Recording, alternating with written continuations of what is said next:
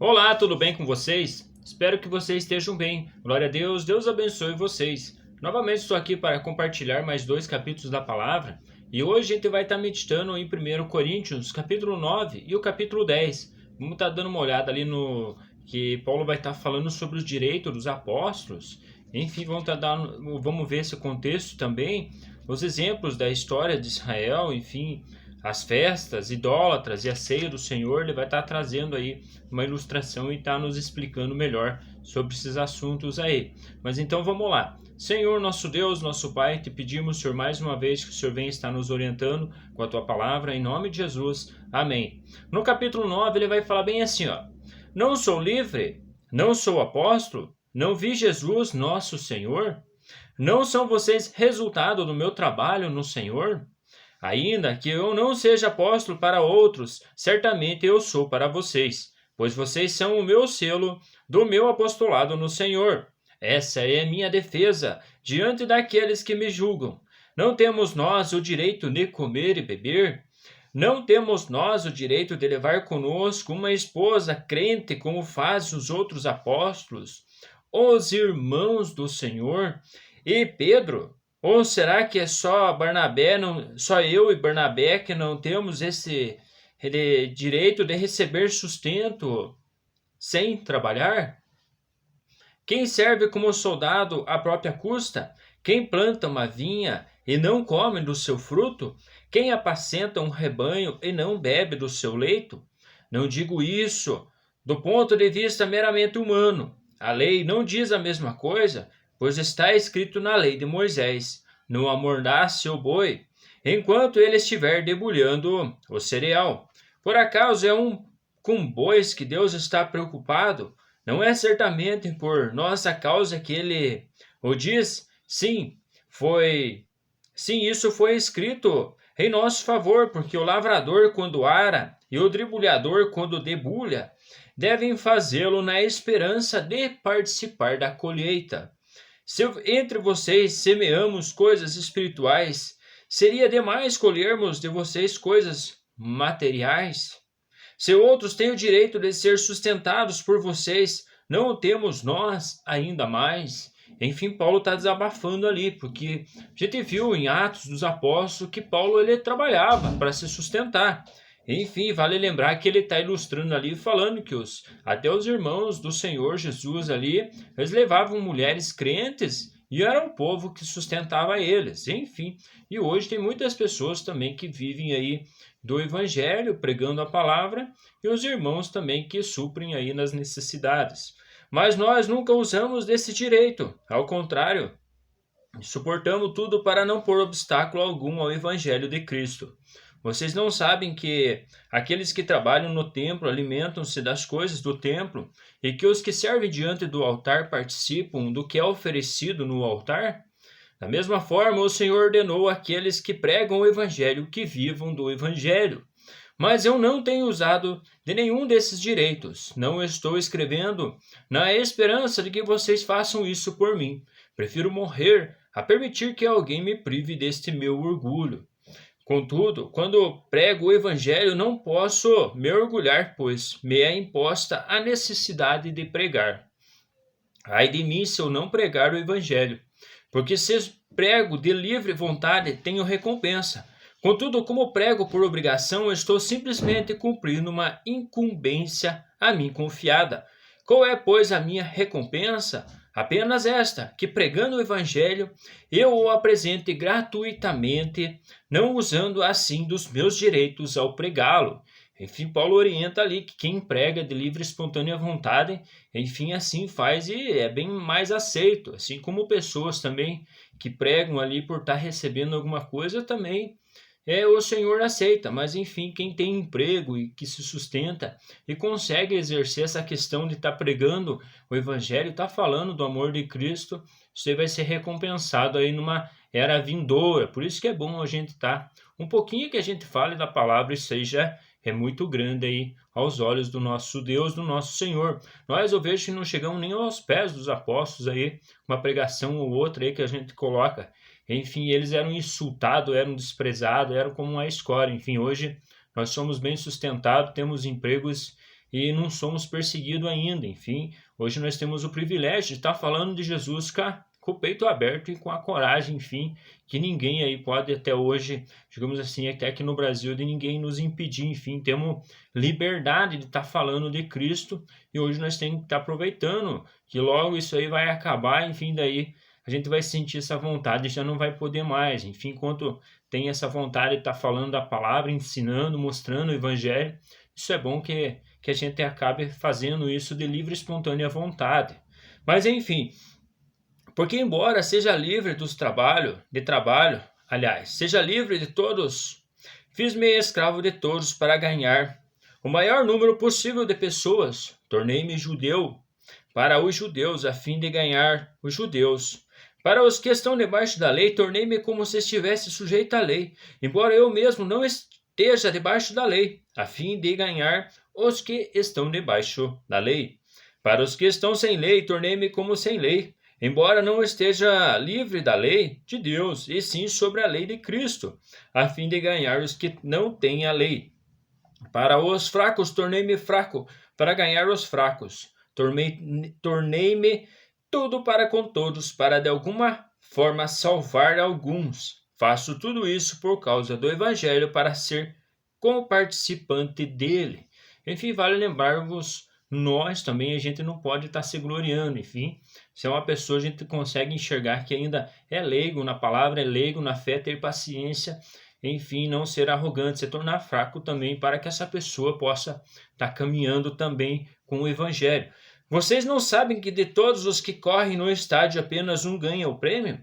Corram de tal modo que alcancem o prêmio. Todos os que competem nos jogos se submetem a um treinamento rigoroso, para obter uma coroa que logo perece. Mas nós, os que fazemos para ganhar uma coroa que dura para sempre, sendo assim, não corro com quem corre sem alvo, e não luto com quem esmurra o ar, mas esmurro o meu corpo e faço dele meu escravo, para que depois de ter pregado aos outros, eu mesmo não venha a ser reprovado. Enfim, esse final aí vale para nós também. Às vezes a gente prega para todos, e no final aí o Paulo orienta, e eu mesmo não venha a ser reprovado. Enfim, a gente também tem que estar vigiando aí na presença do nosso Deus e seguindo aí os estatutos que o Senhor nos colocou. No capítulo 10 ele vai estar falando bem assim: porque não quero, irmãos, que vocês ignorem o fato de que todos os nossos antepassados estiveram sobre a nuvem e todos passaram pelo mar. Em Moisés, todos eles foram batizados na nuvem e no mar. Todos comeram do mesmo alimento espiritual e beberam da mesma bebida espiritual, pois bebiam da rocha espiritual que os acompanhava, e essa rocha era Cristo. Olha só, interessante, Paulo reconhecendo que aquela rocha que acompanhava eles, que dava de beber para eles ali no deserto, aquela rocha era Cristo, que dava água para eles matarem a sede. E eles bebiam de Jesus já. Contudo, Deus não se agradou da maioria deles, por isso os seus corpos ficaram espalhados no deserto. Essas coisas ocorreram como exemplo para nós, para que não cobicemos coisas más, como eles fizeram. Não sejamos idólatras, como alguns deles foram, conforme está escrito. O povo se assentou para comer e beber, e levantou-se para entregar-se à farra. Não pratique imoralidade, como alguns deles fizeram, e num só dia morreram 23.000. Não devemos pôr o Senhor à prova, como alguns deles fizeram, e foram mortos por serpentes. E não se queixem, como alguns deles se queixaram, e foram mortos pelo anjo destruidor.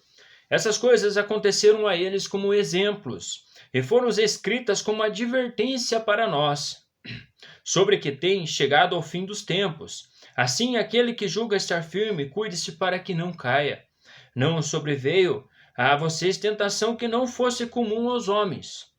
Deus é fiel, ele não permitirá que vocês sejam tentados além do que possam suportar. Enfim, o Senhor, ele nos dá o suporte ali que nós podemos suportar. Enfim, as tentações às vezes vêm, mas o Senhor fala ali que ele deixa até o momento que nós consigamos suportar. Vale lembrar que Jó, o Senhor colocou ali uma aprovação para ele e o Senhor sabia que ele ia até o final, ia estar suportando aquela situação que ele teve.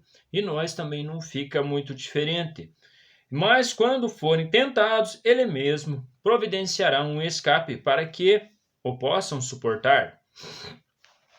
Por isso, meus amados irmãos, fujam da idolatria. Estou falando a pessoas sensatas. Julguem vocês mesmos o que estou dizendo. Não é verdade que o cálice da bênção que abençoamos é a participação no sangue de Cristo e o pão que partimos é a participação no corpo de Cristo? Como há somente um pão, nós que somos muitos somos um só corpo, pois todos participamos de um único pão. Considerem o povo de Israel. Os que comem dos sacrifícios não participam do altar? Portanto, o que estou querendo dizer? Será que os sacrifícios oferecidos a um ídolo é alguma coisa? Ou o ídolo é alguma coisa? Não, quero dizer que o que os pagãos sacrificam é oferecido aos demônios e não a Deus. E não quero que vocês venham a ter comunhão com os demônios. Enfim, ele está falando que a idolatria ali não é nada. Enfim, o ídolo não é nada. Mas enfim, quando tem um ídolo ali, o Senhor trata ali como um demônio. Se não está servindo ao Senhor, está servindo ao demônio, como ele está falando ali. E não quero dizer que os pagãos sacrificam é oferecido a demônios, vou ler de novo, e não a Deus. E não quero que vocês tenham comunhão com os demônios. Vocês não podem beber do cálice do Senhor e do cálice dos demônios. Não podem participar da mesa do Senhor e da mesa dos demônios. Porventura provocaremos o ciúme do Senhor? Somos mais fortes do que ele? Enfim, é que ele está repreendendo a questão da idolatria. Ali a gente vê que até as festas hoje que tem aí é em louvor a santo disso, é santo daquilo, é padroeira disso, é padroeira daquilo, em louvor a isso, enfim, é em louvor a demônios, como ele está falando, não foge disso. Porque se a gente não faz um culto racional para Deus, para o nosso Senhor, e não oferece, digamos assim, uma festa para Deus, para Cristo Jesus, assim, eu digo, dá para nós entender melhor. Mas tem pessoas que fazem ao contrário, dedicam festa às imagens esculpidas e a isso e aquilo, enfim, e bem tratado com este assunto que o Senhor traz aí, é praticamente sacrificado a demônios. Não tem como falar que é para Deus, porque o ídolo não é nada, mas enfim, por trás de tudo isso está os demônios. Tudo é permitido, mas nem tudo convém. Tudo é permitido, mas nem tudo edifica. Ninguém deve buscar o seu próprio bem, mas sim o dos outros. Como de tudo o que se vende no mercado, sem fazer perguntas, por causa da consciência, pois do Senhor é a terra e tudo o que nele existe. Enfim, tudo é do Senhor e tudo que nele existe, e ele deu para nós, digamos assim, tomar conta disso aí e comer da melhor forma possível, sem estar esbanjando também. Se algum descrente o convidar para uma refeição e você quiser ir, coma de tudo o que for apresentado, sem nada perguntar por causa da consciência. Mas se alguém disser, isso foi oferecido em sacrifício, não coma. Enfim, ele está trazendo assim para não comer, por causa vem aquela questão dos demônios. Se foi oferecido a sacrifício a um ídolo, a algum demônio, não coma, porque você vira participante e vai ter comunhão com os demônios. Não coma tanto por causa da pessoa que o comentou, como da consciência, isso é, da consciência do outro, não da sua própria, porque minha liberdade deve ser julgada pela consciência dos outros. Enfim, os outros têm consciência do que fazem, se sacrificam para Deus ou para os ídolos. Se eu participo da refeição com ação de graças porque sou condenado por algo pelo qual dou graças a Deus, assim quer vocês comam, quer bebam, quer façam qualquer outra coisa, façam tudo para a glória de Deus. Não se torne motivo de tropeço nem para judeus, nem para gregos, nem para a igreja de Deus. Também eu procuro agradar a todos de todas as formas, porque não estou procurando o meu próprio bem, mas o bem de muitos para que sejam salvos. torne meus imitadores como eu sou de Cristo.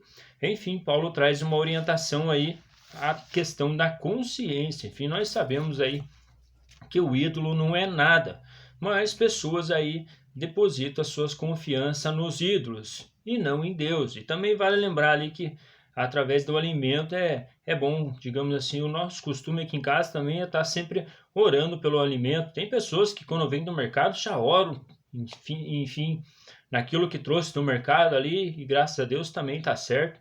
E tem pessoas que com cada refeição ali que é colocada na mesa oram também, e graças a Deus, e que quer como quer bebam, bebam para a glória do nosso Deus, o nosso Senhor Jesus. Mas enfim, terminamos aqui. Um grande abraço para vocês, fiquem com Deus e até mais.